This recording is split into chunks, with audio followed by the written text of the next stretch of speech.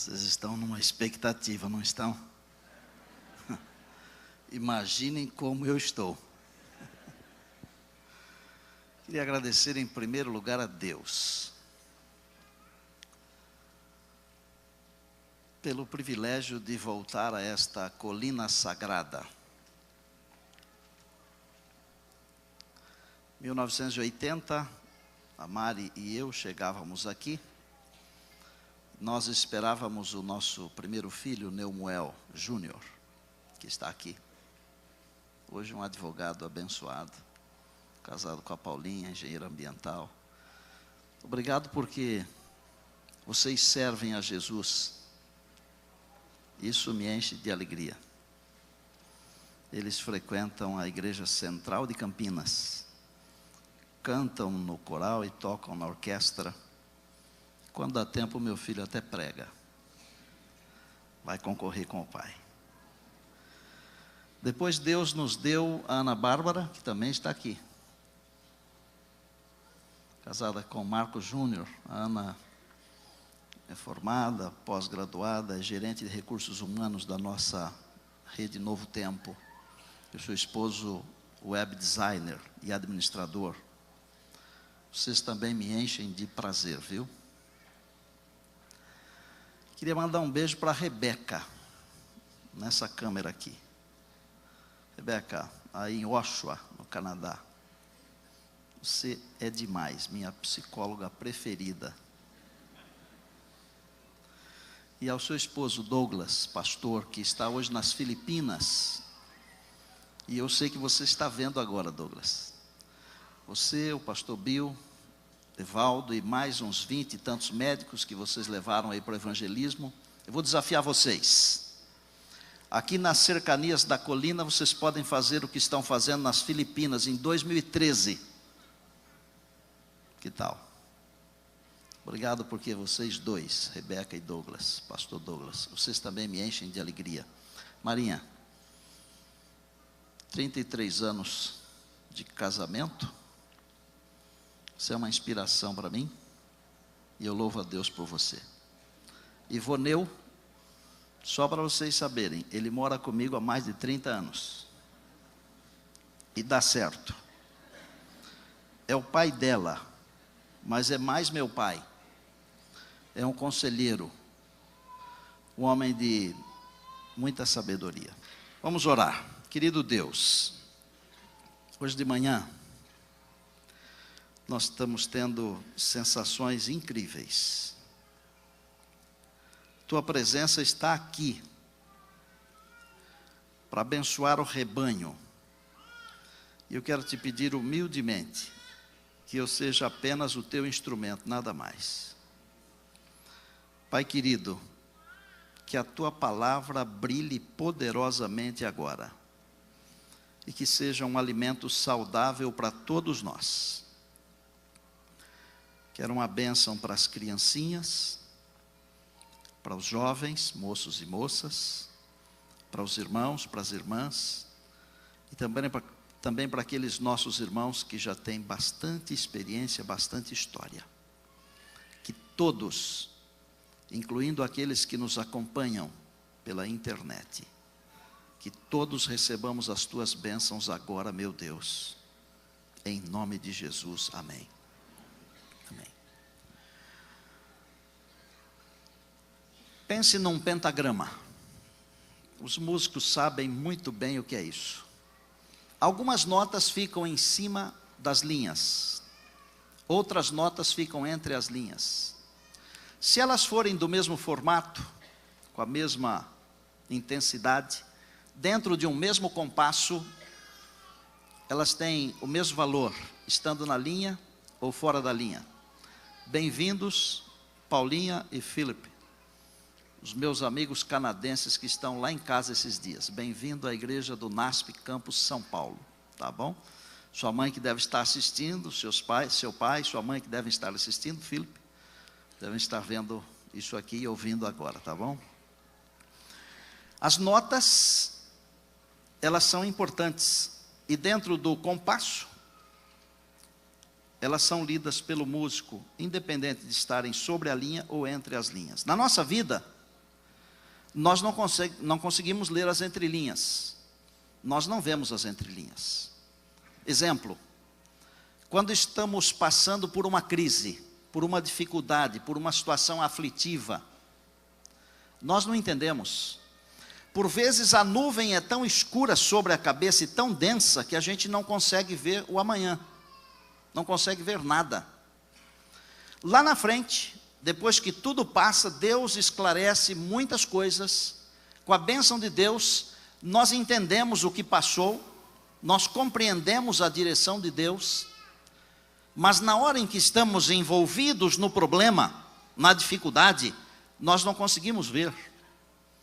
Deus tem para você e para mim entrelinhas, e esse é o meu assunto, navegando nas entrelinhas de Deus. João capítulo 8 diz assim: Jesus, entretanto, foi para o Monte das Oliveiras. De madrugada voltou novamente para o templo, e todo o povo ia ter com ele, e assentado os ensinava. Os escribas e fariseus trouxeram à sua presença uma mulher surpreendida em adultério, e fazendo-a ficar de pé no meio de todos, disseram a Jesus: Mestre, esta mulher foi apanhada em flagrante adultério, e na lei nos mandou Moisés que tais mulheres sejam apedrejadas. Tu, pois, o que dizes? Verso 6. Isto diziam eles, tentando-o, para terem de que o acusar. Mas Jesus, inclinando-se, escrevia na terra com o dedo. Você conhece essa história muito bem. Eu paro a leitura aqui, mas eu vou comentar o restante, até o verso número 11. Jesus veio do Monte das Oliveiras. Era madrugada. Provavelmente, ele tenha passado a noite em oração. O texto diz que assentado ele ensinava as pessoas que estavam ali ao seu redor. De repente, ainda de manhã, escribas e fariseus trazem uma mulher apanhada em flagrante adultério. E com uma situação, colocam diante do Senhor a situação e diz: na lei nos mandou Moisés que tais mulheres sejam apedrejadas. E tu o que dizes? O verso 6 é a chave da nossa conversa. Isto diziam eles para terem de que o acusar. O propósito era encontrar uma situação para acusar o Senhor Jesus. Quem era essa mulher? Uma pecadora, como você e eu. Aí você olha para o pastor assim e fala: é um santo. Não é. Bom só existe um, disse o Senhor Jesus, é o meu Pai, aquele que está no céu. Todos somos pecadores, e eu dependo da graça de Deus para a salvação, tanto quanto você, tanto quanto qualquer pessoa. Não somos diferentes, nós estamos caminhando na mesma direção, no mesmo barco. Neste aspecto nós somos iguais, dependentes da graça de Deus. Os olhos dela estão faiscando de ódio, os lábios estão tremendo de vergonha, e o coração está disparado de medo. E eles, quem são? Os escribas e fariseus. São os doutores da lei. São adeptos de um segmento religioso muito radical. Eles trazem a mulher para Jesus. Na lei, Moisés mandou que as mulheres fossem apedrejadas. Está certo. No verso 6, a Bíblia diz que eles estavam colocando Jesus numa situação. Vamos pensar um pouquinho aqui. Se Jesus tivesse mandado matar a mulher, olha a situação na cabeça dos escribas e fariseus. Eles diriam assim: mas ele não veio aqui, ele não disse que veio aqui buscar e salvar o perdido, como é que está mandando matar? Outra coisa, ele não pode mandar matar, porque quem tem que mandar matar é Roma. É o governo romano que manda matar. Se Jesus dissesse: não matem a mulher, eles diriam assim: Estão vendo como ele está transgredindo a lei, a nossa lei? E ele diz que veio aqui para cumprir, não veio para mudar. É um mentiroso. Na cabeça dos escribas e fariseus, de todo jeito, Jesus estava, como se diz em algum lugar por aí, numa saia justa. Uma dificuldade. E quando a gente tem uma grande dificuldade, às vezes a gente precisa de ajuda dos profissionais. Aqui nós temos diversos, muito competentes, e eu me sinto honrado de pastorear vocês todos. Não só pelos títulos, mas pelas pessoas que vocês representam, e alguns não têm títulos nenhum, mas são pessoas muito importantes para Deus e para mim. Se ele mandasse matar, teria um problema. Se dissesse que não deveria matar, teria um problema. Isso na cabeça dos escribas e fariseus. Por quê? Porque eles não conheciam as entrelinhas de Deus. Há 3 níveis de pessoas com relação ao conhecimento de Deus e da palavra de Deus. O primeiro nível são as pessoas que pegam a palavra de Deus, conseguem entender alguma coisa ou às vezes não entendem nada. É um nível básico. Há um segundo nível, já é melhor. As pessoas entendem a palavra de Deus. Entendem tanto que conseguem explicar até algumas profecias, como as 2.300 tardes e manhãs de Daniel 8,14, por exemplo. Mas existe um terceiro nível, que é bem no alto. Esse é bem alto mesmo, teria que subir lá no último banco do coral. É o nível daqueles que conhecem a palavra de Deus, na sua totalidade, mas conhecem também Deus. Conhecem a mente de Deus. Conhecem não apenas o que Deus escreveu, mas conhecem o Deus que escreveu. Os escribas e fariseus não estavam no primeiro nível. Eles estavam no nível do meio. Eles conheciam tudo da palavra, mas eles não conheciam o Deus da palavra. A pergunta é: isso pode acontecer comigo? Pode acontecer com você? E com você, pode? Pode. Você pode conhecer tudo e não conhecer Deus. Você pode até estar envolvido com as coisas de Deus, mas não envolvido com Deus. Envolvido com a igreja de Deus. E às vezes até petulante demais, mas não envolvido com Deus. Trabalhar na obra de Deus, mas não para o Deus da obra e não com o Deus da obra de Deus. Escribas e fariseus. Agora, eu sou apaixonado por Jesus, por isso que eu quero passar 50 dias e 50 noites com vocês, tratando sobre Ele. Ele sempre tem uma saída com dignidade, com propriedade, com sabedoria, com inteligência. Às vezes a gente precisa aprender dele. Tem que dar tempo.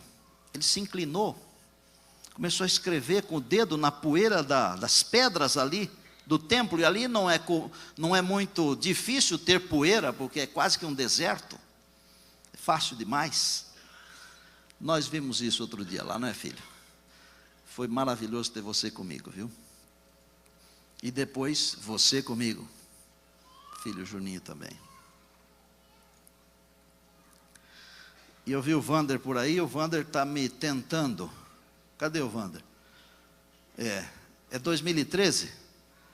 Ele está tentando, ele quer fazer uma caravana para lá com o pastor Estina. Não sejam doidos de irem, tá? Mas vão. Jesus se inclinou e começou a escrever na poeira. O que ele escreveu, eu não posso falar para você. Mas aí os escribas e fariseus viram que Jesus não estava dando muita atenção e foram um pouquinho mais ofensivos. Eu vou traduzir numa linguagem estinética aqui para você entender, tá bom? E daí, mestre, o gato comeu a sua língua? Eles eram piores do que isso que eu estou falando, gente. Piores. Podem botar muito pior nisso aí. Vai responder ou não vai? Como eles insistiram, Jesus sempre tem uma resposta. Às vezes a resposta demora um pouco, porque o tempo de Deus é diferente do meu e do seu. Amém? Jesus falou, ela tem que morrer, porque a lei manda, e assim temos que cumprir a lei.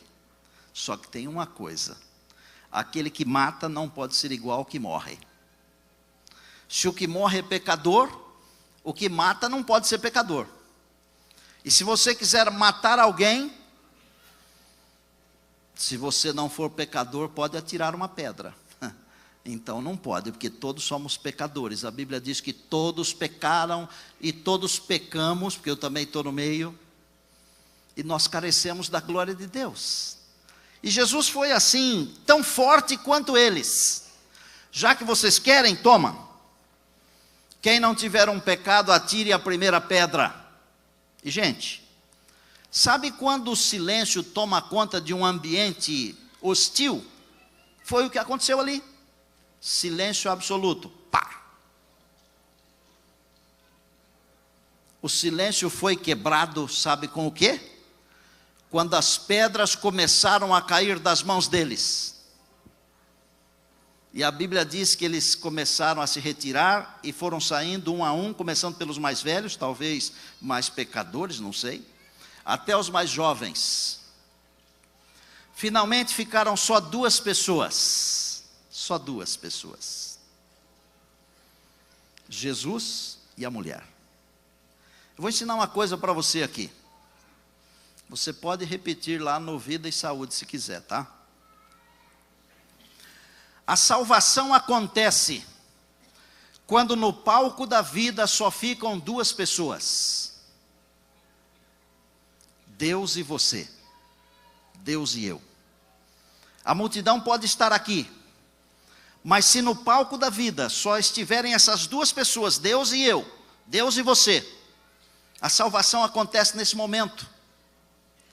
E no momento em que todos foram embora, só ficaram 2 pessoas, Jesus e a mulher, a pecadora e o Salvador, o ser humano e o Criador.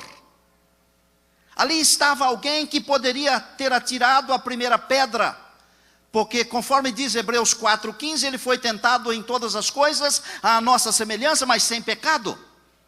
Mas Jesus não veio atirar pedras, louvado seja Deus. Jesus veio para estender a mão e resgatar a humanidade para Deus. Jesus veio buscar você para Deus. Jesus veio buscar a mim para Deus. Ele veio nos conduzir de volta ao reino do eterno Pai. Louvado seja o Senhor. E a pergunta de Jesus abre o compasso para a mulher mudar o seu estado. Eu falei agora há pouco que ela estava com os lábios trêmulos, os olhos faiscantes e o coração disparado. E Jesus olha para a mulher e diz assim: mulher, onde estão os teus acusadores? Bondosamente, não como a expressão, a tonalidade que ele usou para os escribas e fariseus.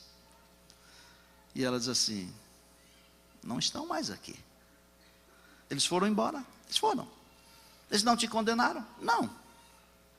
E o que Jesus falou? Eu também não te condeno. Vai e não peques mais.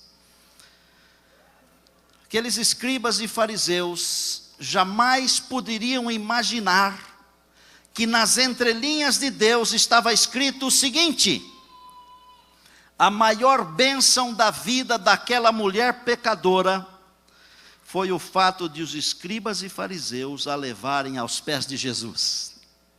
Isso estava escrito nas entrelinhas de Deus.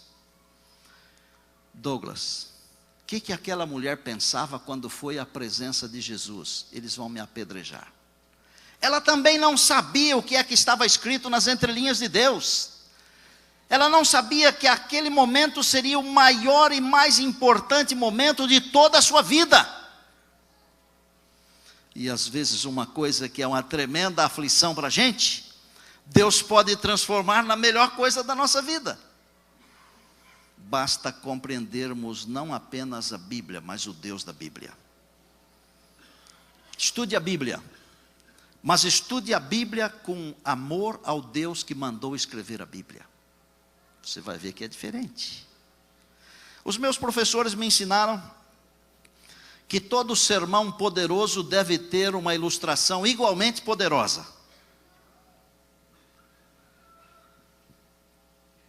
E eu sou um indivíduo que mede resultados. Sabe como é que eu penso sobre a vida, sobre o trabalho? Eu penso como se fosse uma corrida de Fórmula 1. Você tem que largar bem.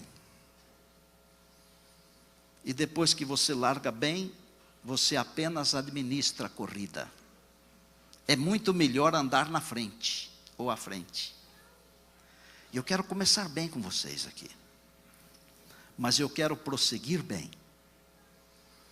E sabe quando será o meu término bem?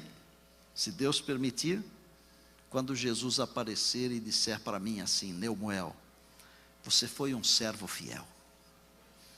Eu quero agradar vocês, mas eu não vou agradar todos vocês.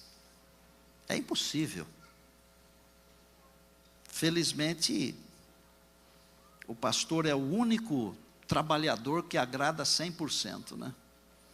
Ele agrada uma quantidade quando chega e uma outra quantidade quando vai embora.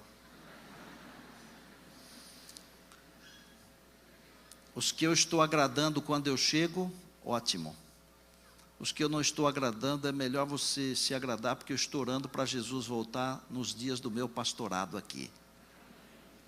Amém, povo de Deus? Amém. Qual é a ilustração que eu quero dar para você entender, para clarear essa ideia das entrelinhas de Deus? Eu poderia dar uma da minha vida pessoal, do meu ministério, tem tantas, mas não.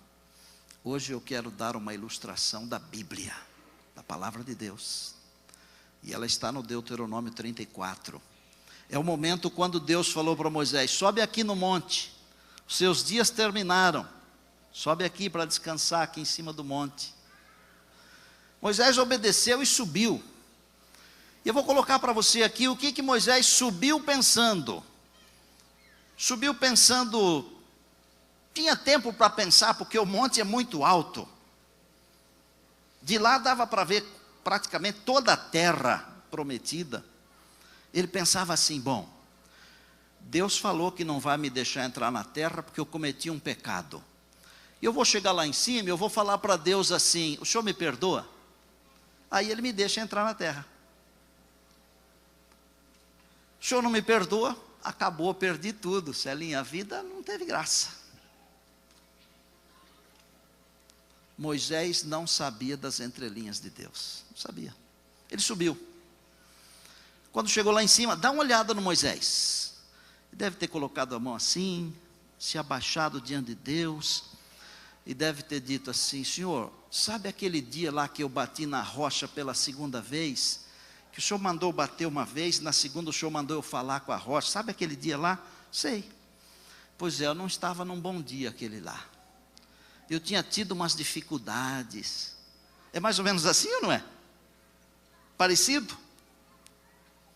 Dá para o Senhor me perdoar? Aí o Senhor falou para ele assim: filho, esse pecado aí eu já perdoei desde a primeira vez que você me pediu perdão. Aí Moisés se animou e falou assim: então eu posso entrar na terra? Aí o Senhor falou assim: não pode, filho.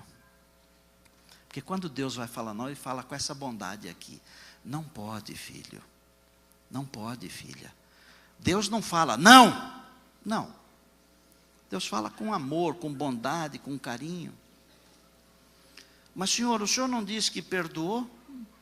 Aí Deus explicou, porque Deus precisa explicar para nós as coisas. Aí Deus falou assim, pastor Enéas: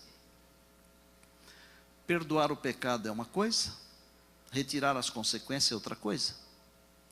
Eu não posso passar por cima, filho, de uma lei que também é minha, que daqui a alguns séculos um outro servo meu como você vai escrever. E uns séculos depois, Paulo escreveu o que está em Gálatas 6:7: Deus não se deixa escarnecer, de Deus não se zomba, aquilo que o homem semear, isso também se fará. Aí, sabe o que Deus faz conosco quando nós nos sentimos mal por causa de alguma coisa? Ele muda a conversa. Deus é mestre em nos fazer sentir bem quando estamos sentindo mal. Deus estava sentado em algum lugar, assim. Aí Deus falou: senta aqui, filho. Moisés sentou. Deus mudou a conversa da seguinte maneira: como é que foi a subida do monte aí? Você cansou? 120 anos. Não é fácil. Cansei, Senhor. E eu queria que você encostasse a cabeça aqui no meu colo para você descansar.